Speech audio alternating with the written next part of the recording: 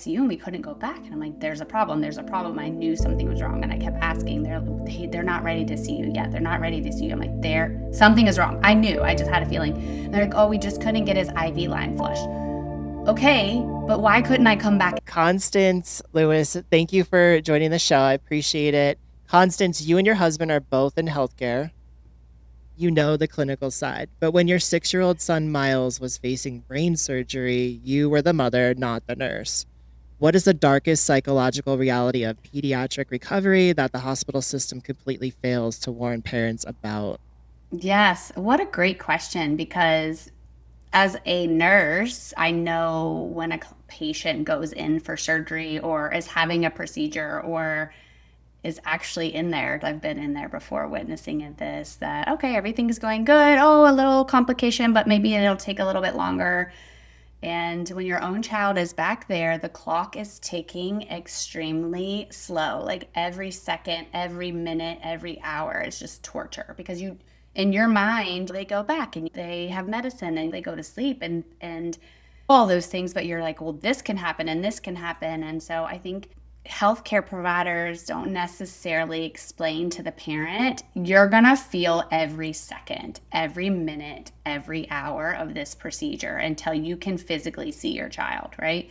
And he was taken up to the ICU after the surgery, and we're getting updated as he's out, he's in recovery, or now he's in the ICU. But we were in that and waiting for him for at least over an hour in the waiting room for ICU, and we couldn't go back. And I'm like, there's a problem. There's a problem. I knew something was wrong. And I kept asking, ready to see you yet? They're not ready to see you. I'm like, something is wrong. I knew. I just had a feeling. And they're like, oh, we just couldn't get his IV line flushed.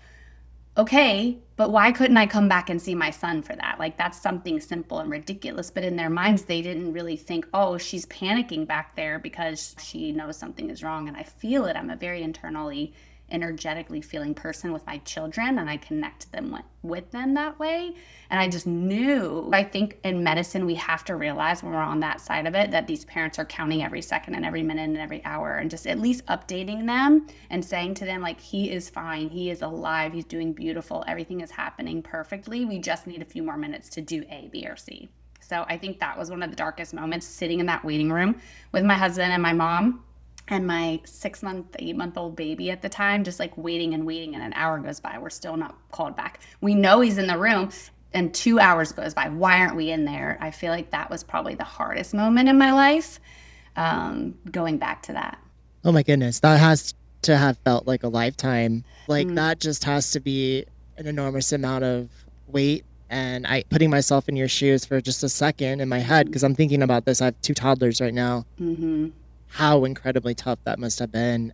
But I'm sure it also gave you a better perspective on the communication aspects you need to have in that profession, right? Because on the other side of that, there are real parents, right? Mm-hmm. And maybe that really it just feels like it maybe have given you a little bit of a perspective shift, or maybe just like opening up to like what parents actually need, because I could feel how the updates or not letting you go back would just be like the worst thing in the world. Yeah, because you just want to see your child at that point, like after brain surgery, for goodness sakes.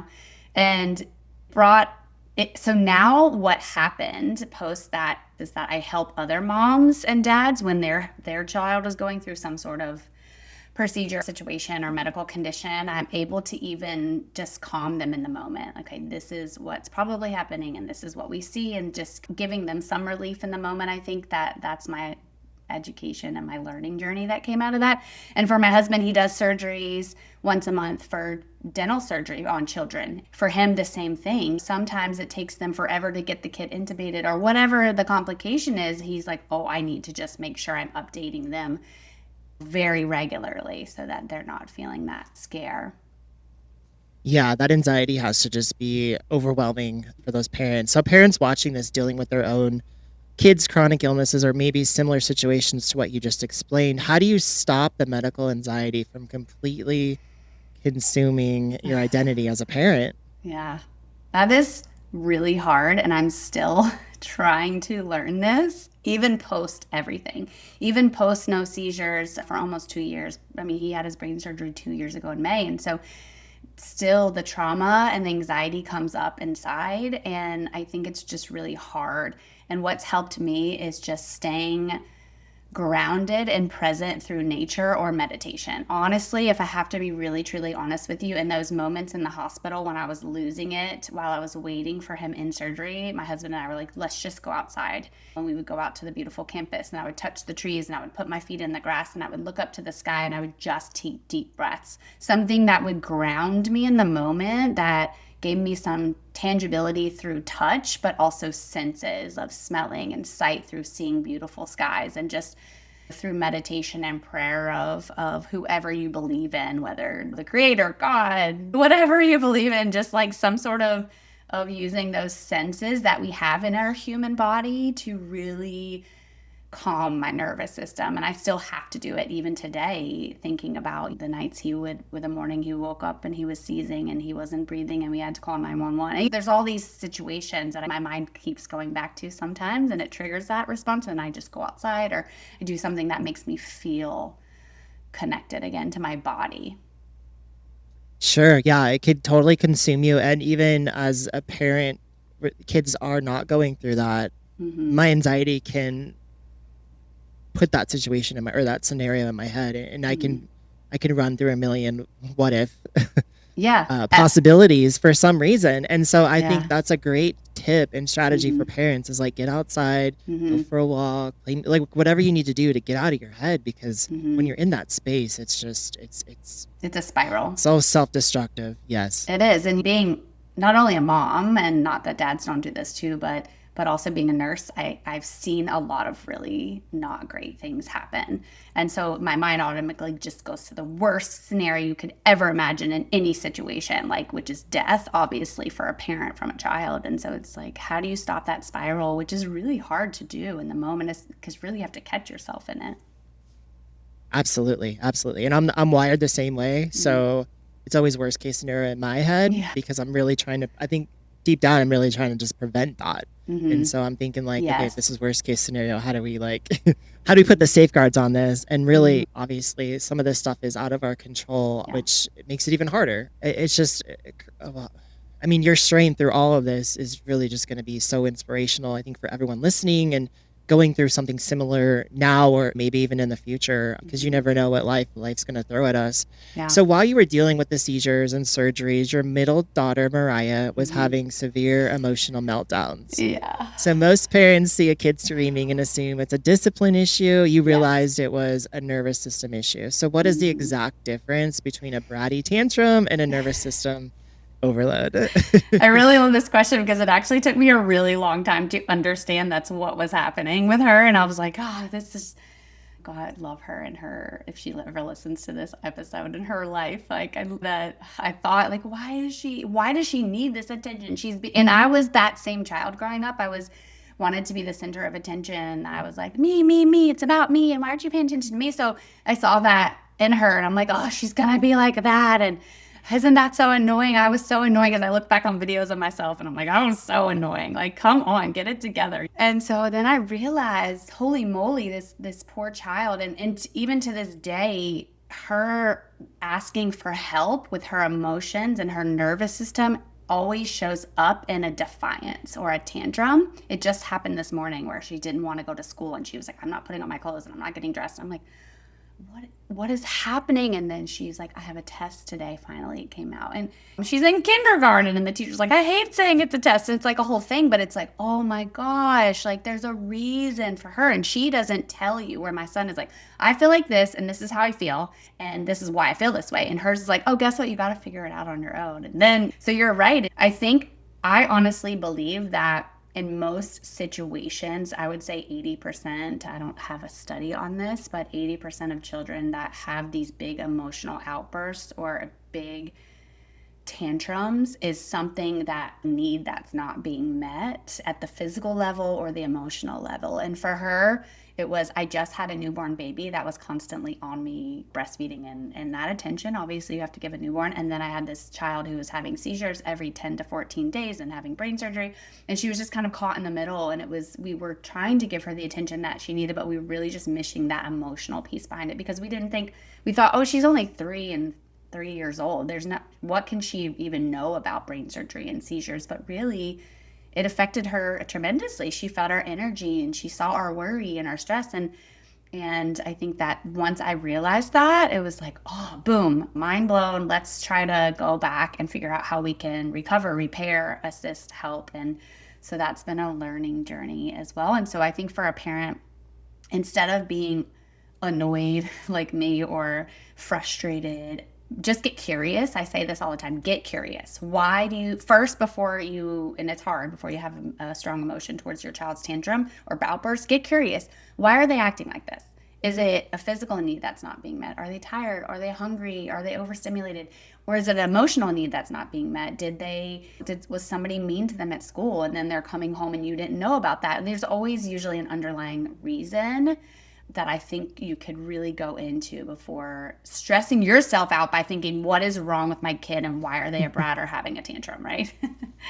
Yeah, absolutely. And parent and having those at the same time, Yeah. that middle child, I could see how they would feel like they're not getting as much mom or dad time or Mm-hmm. whatever. And so, yeah, I sometimes can see that in my daughter too, who's Yeah. 4, because we have a 1-year-old, and Mm-hmm. the attention obviously shifted towards him for the last year and a half, mostly because it's a baby. And so he Mm-hmm. needs it. He Yeah. needs his milk and diaper every hour and all that Mm-hmm. stuff. And Yeah. there's times where she acts out and we're Mm-hmm. just like, what is going on? And then, yeah, I think Yeah. getting down to the root of it, the underlining reason Mm-hmm. before reacting. I just had a child psychologist on yesterday. And so we talked Mm-hmm. about basically this whole thing.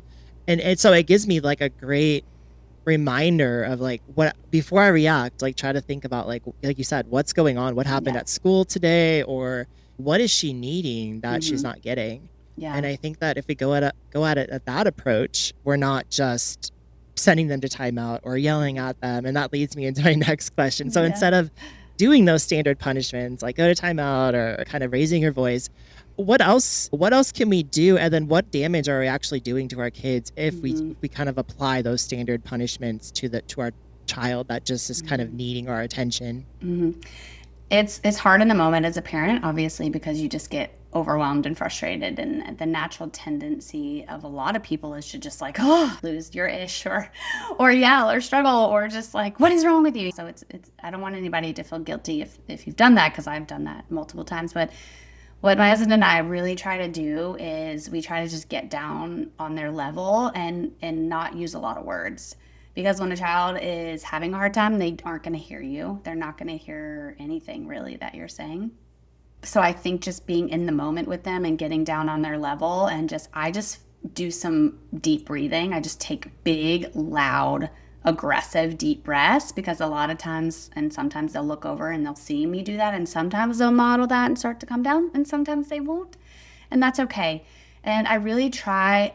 It's rare that I raise my voice, because I do understand that that's not going to get anywhere and it's just going to make us both frustrated. So I really just kind of go inward. And I think and it's actually, you think of it in a way of maybe it's being selfish, but I think of it in a way of controlling my own nervous system. But I don't make it about them. I make it about how can I calm myself in this moment. And I go inward and I say, you need to take a deep breath. You need to sit on the floor. What can you do? And when you kind of put it back on yourself and not directly at them, on them, there's no projection of energy at them, that pulls that energy away and they tend to deal with their own situation. But you're there, you're present with them. You're not leaving them alone to deal with their situation, but you're just not feeding into that energy. That's what we tend to do. And do I think that we damage our children? I think that long term punishment of negative consequences over a long period of time can generate certain qualities in a child as an adult, but I don't think it's necessarily damaging. And I think the recovery is what is the most important thing, because we are human and we are going to really mess up a lot. And I do all the time. I'm just like, oh, I wish I wouldn't have said that way. But it's the recovery is where you're going to really make up for that. So the incident happened, how can you recover? You say sorry. Don't be afraid to say sorry to your child. That's a really big one. That build that connection, and we do it through a lot of times through art and color, and that's where the book really came. Is that anytime we have a disagreement, the siblings have a disagreement, or we have a disagreement, or there's a tension or whatever, we'll go back to art and play and color, because you don't have to have used words for that, and you can just sit next to each other and you can say, let's create a beautiful picture, or how do you feel together, and let's draw it out, or some sort of play or art and color that really brings the connection back to play. And then later you can say, hey, I'm sorry for yelling, or I'm sorry for saying that. in the moment mommy was feeling like this, and show it with a picture and with words, and or Play-Doh or anything that you can do with play with children is what we do in our house. I love that because my child is so she's so into that and the Mhm. imagery of just like drawing out your emotions or Mhm. constructing that through Play-Doh or whatever that they do as Yeah. kids. She likes the magnetiles. I guess we Mhm. could do something like that and just Yeah. talk about it while we're building, right? And get Yes. on their level and get down Mhm. one on one and really talk about our apologies. Because I know that as a parent, like you were talking through that raising your voice. I'm like, oh my God, like how many times have I done that in the last? We had a 1 year old and we moved, and so we had a lot of stress last Mhm. year and just like Mhm. obviously a lot of regret there, but it's also like Yeah. a great reflecting point and also a chance for us to smooth things over. And Mhm. she's already bringing up like the Lego store this weekend. I'm like, oh man, I gotta I Yeah. gotta make it up to her somehow because like this week has just been crazy. And Crazy. that's kind of our thing is we try to take our daughter out one on one, Ah, whether it's the store or whether yeah. it's the mall or Mhm. the car wash. She likes the car Yeah. wash, so it's I like love something that. simple like that is just like. And Mhm. she thinks she's so special when she gets their coffee dates with mom or the car wash Mhm. with dad. It's just like, oh, she feels special because it's just that one on one time with the parent, and so she feels like she's getting what she needs at that point. Maybe I want to talk Yes. about briefly, and I don't want to like, how did that affect your marriage with your husband, Mhm. like going through all that stress and pressure? Because I know when Yeah. that happens, just personally from my own marriage, the seams start to show under that Yeah. immense pressure. So I just want to know, like, was there actual like, did you guys actually feel like you were at your breaking point at one point, and then also Mhm. like, how did it affect your marriage overall? Yeah, I love that question because I don't think everybody's really asked me about that question. But how did I not crumble? And honestly, I did, because I believe fully in allowing those emotions to come up and come through and release. And although I was living in a state of fight or flight for 2 years, when's the next seizure? When's the next seizure? And my nervous system got so overloaded. And so for the last 2 years, it's really just been about nervous system reset for me. And that's through personal self growth. But I just allowed myself to really truly feel the feelings when at a point in time when I felt safe to do so with my husband or with myself or with my mother or with a friend, because in the moment I was staying strong for my child and what was going through, and you just kind of, that's a fight or flight situation where most parents just like, they're going, and then there is going to be a point where you will crumble. And at that point, that's when you need to allow yourself to do so with full release and full walkthrough of those emotions. And then I think also, honestly, if I were to be truly deep, full, and honest about that, having a newborn baby with all its love and joy really helped me stay afloat through this time. I think that Micah was born at the perfect timing for when I was going through this with Miles, because he was the happiest, chillest baby, and the smiles, the love, the joy that he brought to our family, even with to Mariah and to Miles, because they were so in love with him, really is what helped all of us kind of feel deeply and love more and be more grateful and just really get through that time. And for the second question, is that Andre and I have had a lot of challenges in our marriage because of infertility. It took us 6 years to get pregnant, and that was rocky, shaking, life changing in our relationship and our growth. So we had that already as a challenge that we've kind of had to come through. And then also, as having each child after that child comes, there's a regrowth of a marriage. And so I feel that the way that we had to really kind of reconnect and understand each other through communication was, he had to understand that I had such PTSD and such anxiety about anything that happened to Miles. And I would say to him, something is wrong and something is wrong. And he's the calm one. And he's like tries to look at it very calmly. But then he had to realize, I have to actually listen to her because something really is wrong. Or is there something really wrong? It's always kind of the yin and yang of both of our anxieties. And he tends to be more calm and I'm the more anxious one. But then we really had to sit down and talk through our feelings about it, because he's like, I don't understand why you keep flipping out about little things now with Miles. And I'm like, this is why, right? And then I'm like, why aren't you it's a big deal and you're acting like it's not, right? Why? And so we really just sat down with a journal, and we actually still are doing this even now, we'll journal at nighttime before we go to sleep at least 3 or 4 times a week, things that are on our minds. And then sometimes we'll share that with each other. And I think sometimes writing it on paper is easier than saying it to the person we find sometimes, even though he's the love of my life, my soulmate, I can tell him anything. So we would write each other letters, or we would just sit down and have conversations about it.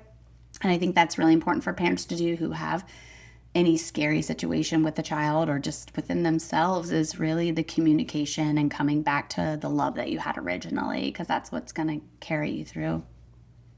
Yeah, I appreciate your answer there, and the authenticity of actually acknowledging that humans, we do ultimately have days where it just feels like it's hard to press on, Yeah. and also how you got through that and kept your marriage intact, and it seems like you even regrew it throughout all this. And so there's something beautiful about that, where it just feels like no matter what life throws at you, you can bounce back from it. You could be even stronger, and you can grow your relationships with Yeah. those that matter most to you. And I think that for me, that's just real, because I think as all Mm. parents, we can on some level relate to what you're going through. Obviously, like it's probably not the same, but it's also like we understand the stress, we understand the pressure, anxieties, relationship dynamics. So I think some of it does apply, at least in my space. I can Yeah. understand a little bit of what you're talking about. So I appreciate that explanation. And so you didn't just survive this, you built a complete system to fix it, which led to your Yeah. book, Capes.